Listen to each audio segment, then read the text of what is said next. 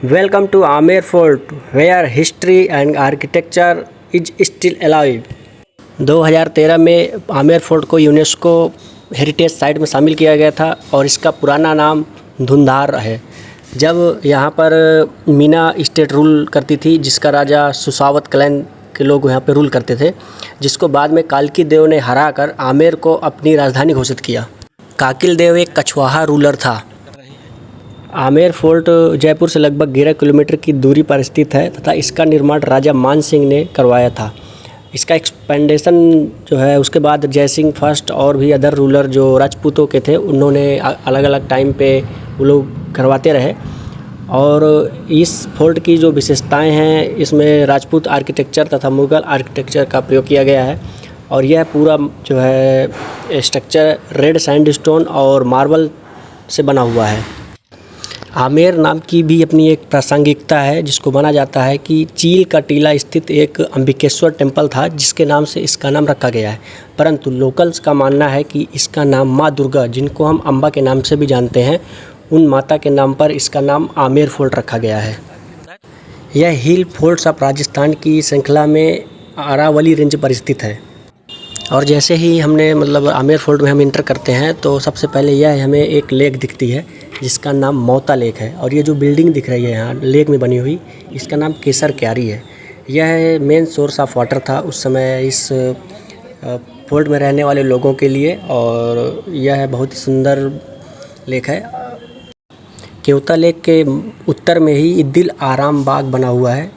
यह बाग जो है उस समय की मुग़ल आर्किटेक्चर की 4 बाग शैली जो कि बहुत प्रसिद्ध थी, उसके हिसाब से बनाया गया है। और इसके ईस्ट और वेस्ट में छतरीज बनी हुई हैं, और इसके बीच में ही एक फाउंटेन बना हुआ है, हौज खास बना हुआ है, और जल प्रवाह के लिए रास्ते हैं तथा क्यारियाँ बनी हुई हैं, जो कि ज्यामितीय पद्धति को ध्यान में रखते हुए सारी चीज़ें बनाई गई हैं, जिससे इसका एस्थेटिक सेंस और सुंदरता बनी रहे। और जब हम दिल आराम बाग के उत्तर की ओर बढ़ते हैं तो आगे एक राम बाग भी बना हुआ है। इसके अंदर आप जब इंटर करेंगे तो नॉर्मल चीज़ें बेचने वाले मिलेंगे। और इन बाग का निर्माण 18वीं शताब्दी में कराया गया था।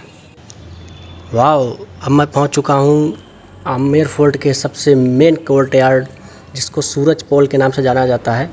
और इसको सूरज गेट भी कहते हैं। इसका सूरज गेट नाम इसलिए पड़ा क्योंकि इसकी जो डायरेक्शन है वो सूरज को सीधा फेस करती है, इसलिए इसका नाम सूरज गेट रखा गया। हम लोग सूरज गेट आए हैं सीढ़ियों से, लेकिन अगर किसी को वाहन से भी आना है तो आमेर फोर्ट में सूरज गेट तक आने के लिए वाहन भी प्रोवाइड किए जाते हैं।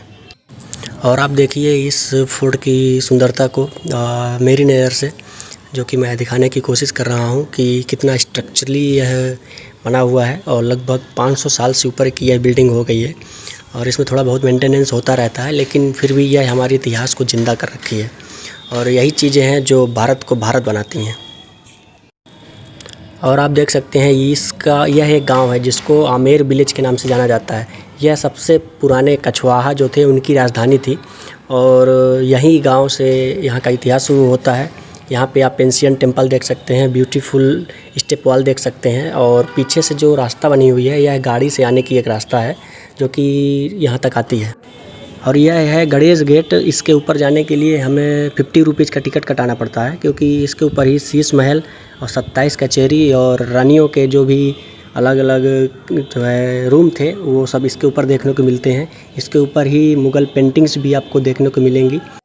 आप बगल से ही गणेश बाग के बगल से ही देख सकते हैं एक नैरो गेट है। यह शीला देवी माता के मंदिर का गेट है, और माना जाता है कि राजा मान सिंह को ये सपने में आई थी, और राजा मान सिंह ने इन्हीं माता के लिए बंगाल के राजा जसोर को हराया 1604 में, और वहाँ से इनकी मूर्ति को लेकर यहाँ पर स्थापित किया। और शीला देवी को दुर्गा और काली देवी के रूप में भी यहाँ के लोग पूजते हैं, क्योंकि यह एक चैतन्य कल्ट की देवी हैं। बाय द वे, मंदिर के पास जो है फ़ोटो और वीडियो बनाना सख्त मना है, इसलिए मैं वहाँ की ना फ़ोटो खींच पाया और ना ही आपको दिखा पाया। लेकिन जानकारी यह है कि यहाँ पे जो देवी जी हैं उनके अंदर जो गेट जाने का बना है पूरा सिल्वर का गेट बना हुआ है, और उसके ऊपर गणेश जी हैं जो कि एक सिंपल पीस ऑफ कोरल से बने हुए हैं। और उनकी एक यूनिक चीज़ ये है कि उनकी सूंड जो है सभी गणेश जी की मूर्तियों से विपरीत है। और यहाँ पे एनिमल सेक्रीफाइस करने की परंपरा हमेशा से रही है, और जो कि एक पब्लिक उसमें ही सामने पब्लिक के सामने नवरात्रि के समय किया जाता था, जिसमें जो है भैंस और बकरी का सैक्रिफाइस दिया जाता था। लेकिन कुछ स्वतंत्रता के बाद जो है उसको बंद कर दिया गया था पब्लिक के सामने सैक्रिफाइस देना। लेकिन जो प्राइवेट में राजाओं के सामने जो थे सैक्रिफाइसेस चलते थे। लेकिन 1975 में जो प्राइवेट सैक्रिफाइसेस थे उनको भी सीधा सीधा मना कर दिया गया है और माना जाता है कि अब किसी भी पशु की बलि जो है नहीं दी जाती। लेकिन एक लोकल बता रहे थे कि हमें अभी भी देवी को खुश करने के लिए बलि देनी पड़ती है। और आमेर फोर्ट में ये एक फैमिली मिली थी मुझे, जो जिनके साथ में ज़्यादा तो नहीं लेकिन 2-4 मिनट मैंने एंजॉय किया और हाल चाल लिया। So they are also part of my video, you can see. कहीं भी जा कुछ न कुछ रह ही जाता है। जैसे इस फोर्ट में अभी भी शीश महल, और यहाँ पर जो दीवाने हम लोगों को पब्लिक ऑडियंस के लिए बना था, और जो दीवाने खास प्राइवेट ऑडियंस में जिसमें राजा या मुख्य लोग ही चर्चा के पात्र होते थे, वो स्थान देखना रह गया है। और इसके जो अंदर की पेंटिंग्स हैं और जो शीश महल की विशेषता यह है कि उसमें एक दिया जलाने से पूरा महल जगमगाता था, वो अभी रह गया है देखने को। कभी आएंगे तो फिर देखेंगे, क्योंकि अभी जाना है, ज़रूरी है, तो वो चीज़ें रह गई हैं। शेष अच्छा लगा यहाँ पे आके, और आइए आप जो भी घूमिए देखिए, और जिस जगह जाइए उसके बारे में थोड़ा बहुत आप पढ़ के जाएं तो और अच्छा लगेगा घूमने में। और लोकल से ज़रूर बात करें, वो कुछ न कुछ यूनिक चीज़ें आपको बताएंगे उस जगह के बारे में जो अच्छा लगेगा।